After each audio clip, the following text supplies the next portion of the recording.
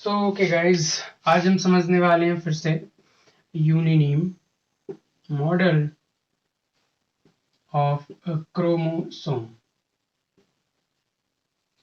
ठीक है, यूनिनीम model of chromosome समझने वाले हैं। तो देखो, एक बात आपको ये आदत होनी चाहिए कि एक बात ये होती है ना कि जैसे कि हमें किसी चीज को समझना, ठीक है, ये हमें टर्म दे दिया गया यूनिनीम मॉडल, तो कुछ अंदाजा हमें उसके नाम से ही पता चल जाता है उसके बारे में थोड़ा। जैसे कि अभी हम देखें कैसे, जैसे कि यूनिनीम मॉडल ये हमें लिखा हुआ मिला, ठीक है। यूनिनीम मॉडल क्या है, तो कुछ हमें इसके नाम से ही कैसे पता चल रहा है उसे देखते हैं। जैसे इसे हम अगर डिवाइड करें इस पूरे टर्म को, किसमें ये डिवाइड होगा, यूनी एंड नीम। ओके, ये नीमा हो जाता है, ठीक है, नीमा ग्रीक टर्म है ये। तो यूनी का मीन्स होता है वन और ओनली, नीम्स का मतलब होता है, नीमा का मतलब होता है thread. One thread model of chromosome. One thread model of chromosome का मतलब क्या? आपने क्रोमोसोम का स्ट्रक्चर देखा होगा, जस्ट एक नॉर्मल यहाँ पे स्ट्रक्चर बना ले हम समझने के लिए।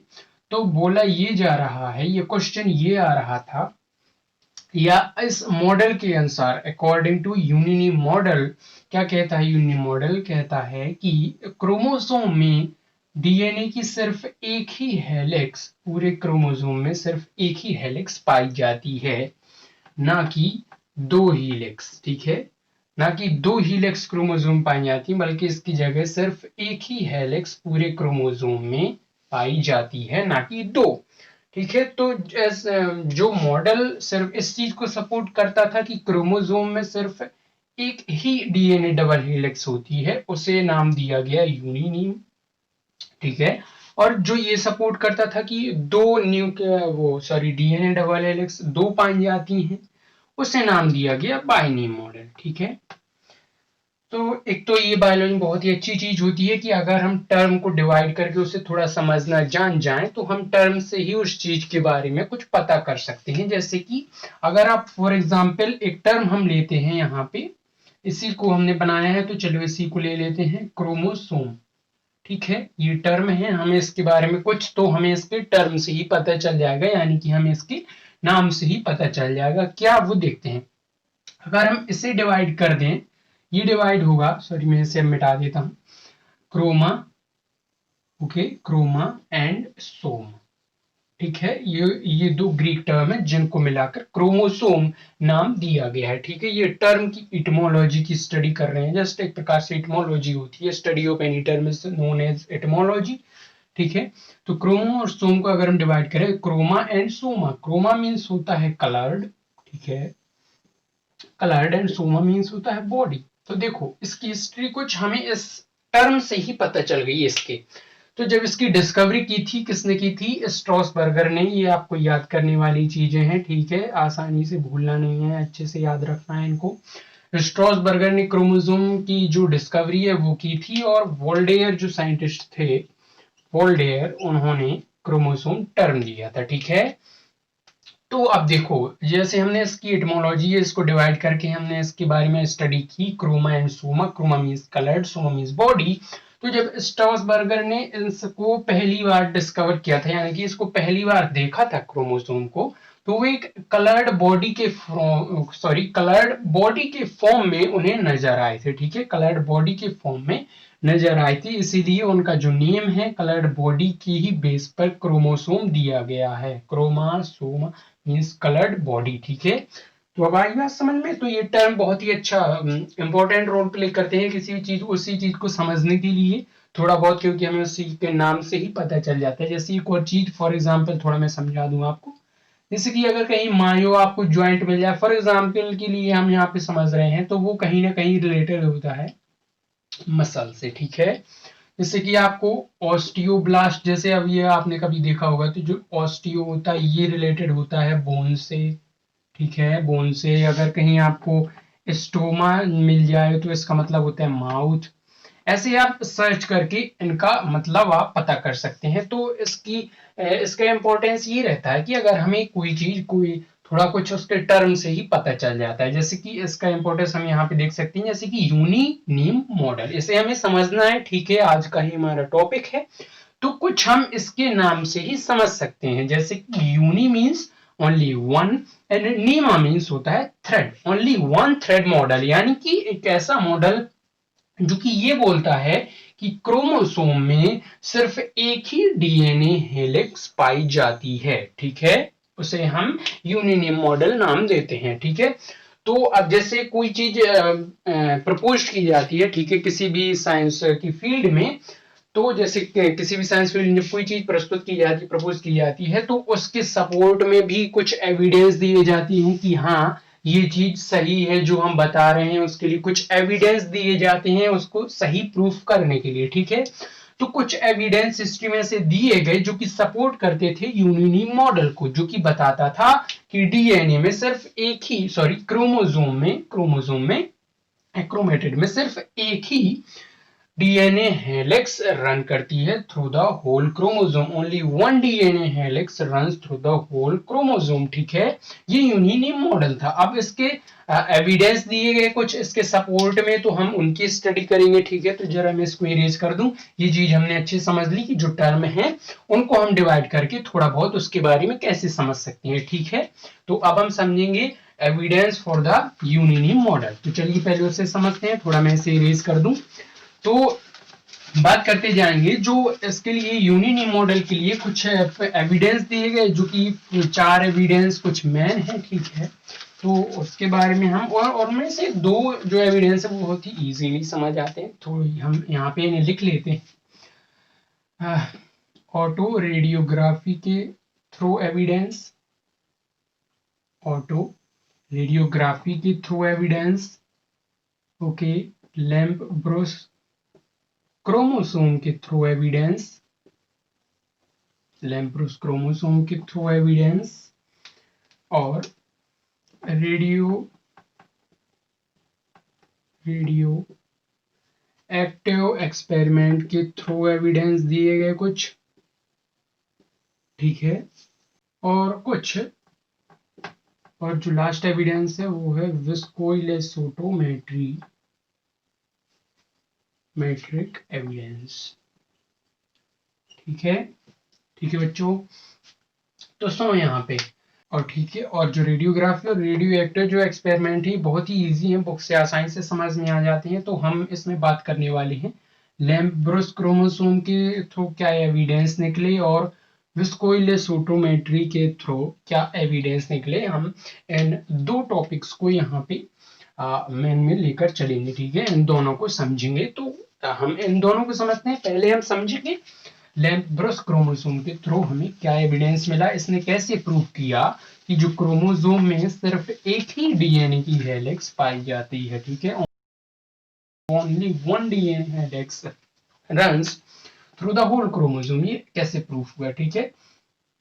तो हम देखने वाले हैं लैम्प ब्रूस क्रोमोसोम के थ्रू क्या एविडेंस कैसे मिले, इस चीज को हम देखने वाले, ठीक है। तो सबसे पहले हमें क्या करना पड़ेगा, हमें थोड़ा इसका स्ट्रक्चर समझ लेते हैं। स्ट्रक्चर कैसे, आपने अगर देखा होगा कभी, तो जो लैम्प ब्रूस क्रोमोसोम है वो 2 क्रोमेटिड्स मिलकर बनता है, उसमें कुछ ऐसे लेटरल लूप आपने देखे होंगे, ठीक है, कभी भी स्ट्रक्चर में आप बहुत ही इजीली देख सकते हैं ये। तो ये होता है इसका central axis, this one is central axis, okay, and these are the lateral loops, ठीक है। इन्हें हम क्रोमेटिड भी बोल देते हैं, ये जो हैं इन्हें हम क्रोमेटिड भी बोल देते हैं, ठीक है। तो ये लैम्प ब्रूस क्रोमोसोम का नॉर्मल स्ट्रक्चर है, ठीक है। और ये जितने लेटरल लूप्स होते हैं, इनकी एक स्पेसिफिकेशन क्या है कि ये ट्रांसक्रिप्शनली एक्टिव होते हैं। इसका मतलब क्या है ट्रांसक्रिप्शनली एक्टिव का मतलब, आप बताइए। ट्रांसक्रिप्शनली एक्टिव का मतलब है, बहुत ही इजी है ये चीज। इसका मतलब ये है कि ये सभी एमआरएनए का ट्रांसक्रिप्शन कर रहे हैं, इनसे एमआरएनए लगातार सिंथेसिस हो रहा है, इसीलिए ये ट्रांसक्रिप्शनली एक्टिव कहलाए जा रहे हैं, ठीक है।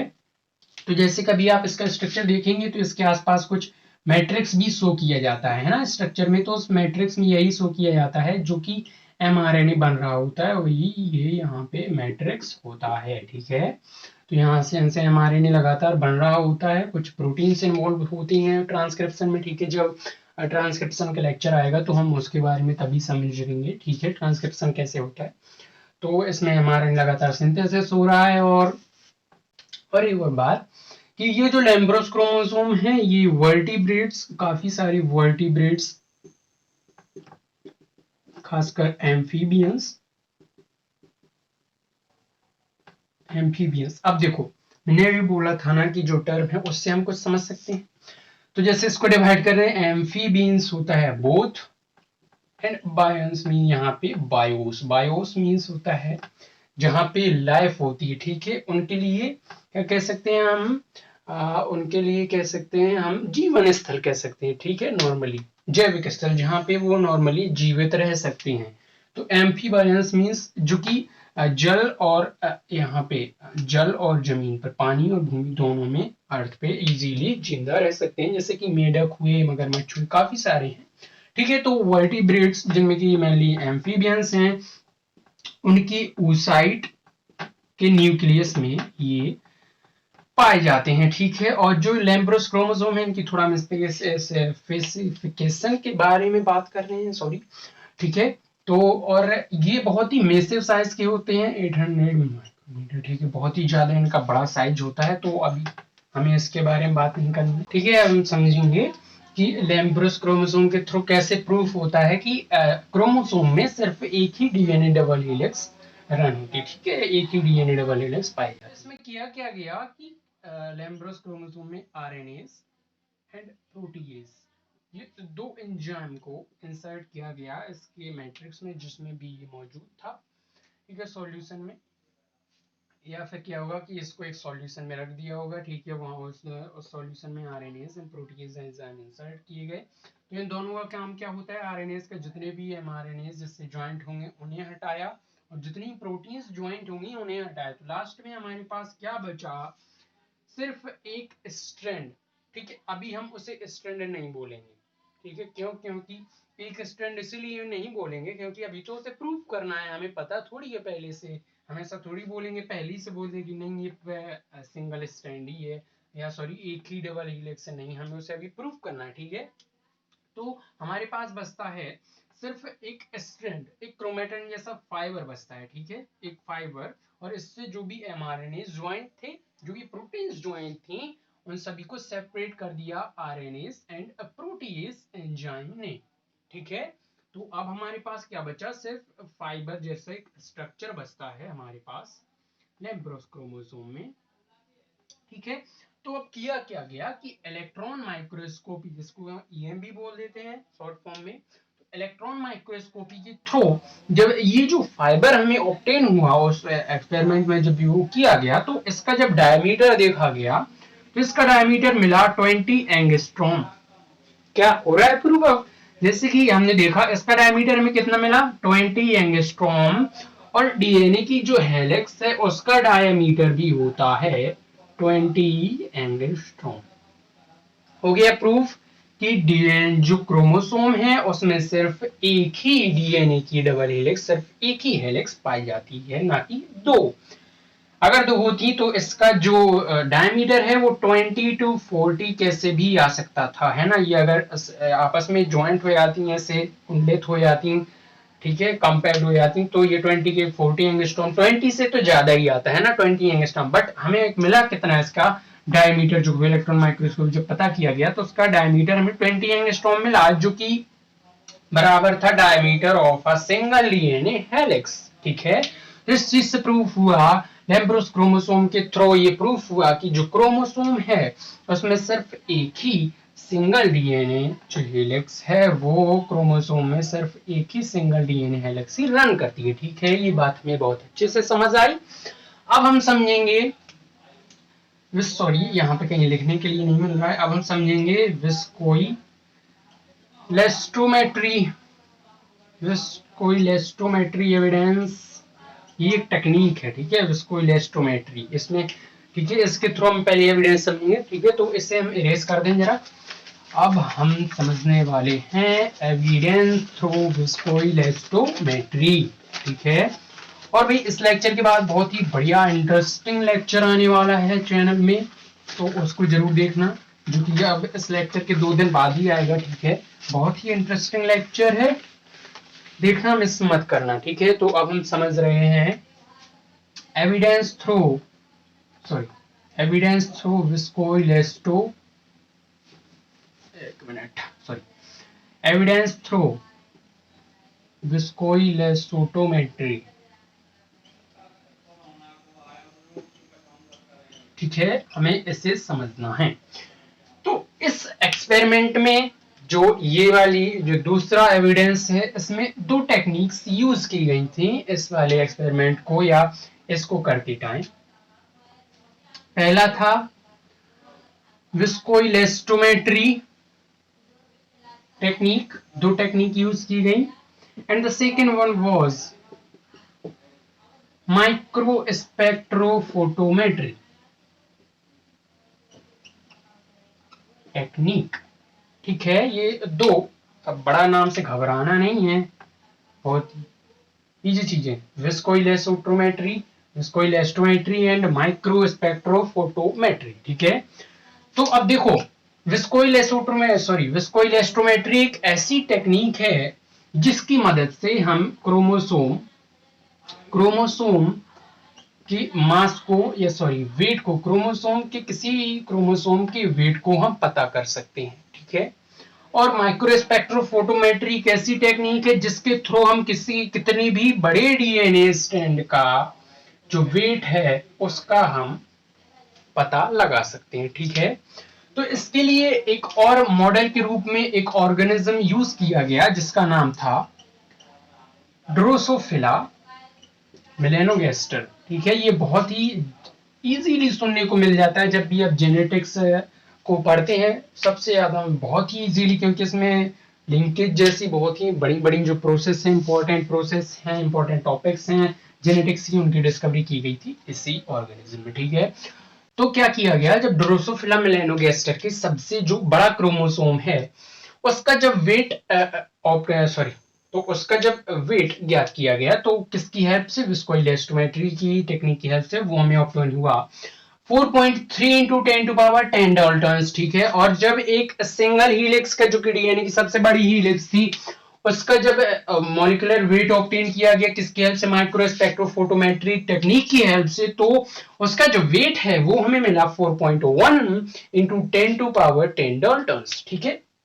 तो अब आपने क्या देखा, देखो सिमिलरिटी आ रही है, जितना वेट उस डीएनए की एक हेलिक्स का था, डीएनए की एक हेलिक्स का था, उतना ही वेट उस क्रोमोसोम का ही है। थोड़ा ज्यादा वेट है क्योंकि इसमें प्रोटीन्स काफी सारे इन्वॉल्व है, काफी चीजें, ठीक है। देखा, ठीक है, देखा आपने।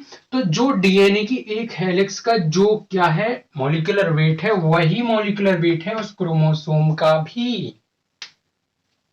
आता है समझने, जो उस डीएनए हेलिक्स का जो वेट है वही वेट है इस क्रोमोसोम का भी, ठीक है, सिमिलर वेट है। तो इससे क्या रिजल्ट निकल के आता है कि जो क्रोमोसोम है वो डीएनए की सिर्फ एक ही हेलिक्स से मिलकर बना होता है, ठीक है, सिर्फ एक ही हेलिक्स से मिलकर बना होता है जो क्रोमोसोम होता है, ठीक है। तो हमने इस चीज को समझ लिया, अच्छी समझ में आ रही होगी आपको चीज। और जो रेडियोग्राफी और ऑटो रेडियोग्राफी के थ्रू जो एविडेंस थे बहुत ही इजी है, बुक से आसानी से समझ में आ जाते हैं, ठीक है। इसलिए हमने विस्कोइलेस्टोमेट्री की टेक्निक जो एविडेंस था उसकी बात की, और लैम्ब्रोस क्रोमोसोम के थ्रू ये कैसे प्रूफ हुआ कि डीएनए में सिर्फ एक ही स्ट्रैंड पाया जाता, एक ही हेलिक्स पाई जाती है, उसका एविडेंस हमें कैसे मिला उस लैम्ब्रोस क्रोमोसोम से, ठीक है। तो स्ट्रैंड और हेलिक्स में का अंतर ये होता है, ये पूरी हेलिक्स होती है और ये स्ट्रैंड होते हैं, ये एक स्ट्रैंड ये वाला एंड ये वाला, ये नॉर्मल सी बातें सभी को समझ में आ जाता है। बट कभी कभी स्ट्रैंड को एज अ हेलिक्स भी यूज कर लिया जाता है, ठीक है, वहां आपको अपने आप इजीली समझ आ जाता है कि आखिर जो स्ट्रैंड है उससे डीएनए हेलिक्स को ही प्रेफर कर रहा है, ठीक है, और कभी कभी ऐसी पोजीशन आ जाती है, ठीक है। तो ये हमने आज समझा, और अगला जो लेक्चर है वो बहुत ही इंटरेस्टिंग होने वाला, बहुत ही इंटरेस्टिंग, ठीक है, बहुत ही अच्छा टॉपिक है वो। तो अब उसी लेक्चर मिलते हैं अगले वीडियो में। अगर आपको ये वीडियो जो है थोड़ी भी हेल्पफुल लगी हो तो आप चैनल को सब्सक्राइब कर सकते हैं ऐसी और वीडियोस के लिए। तो आपको वीडियो देखने के लिए बहुत बहुत धन्यवाद। अब मिलते हैं नेक्स्ट वीडियो में, तब तक बाय बाय।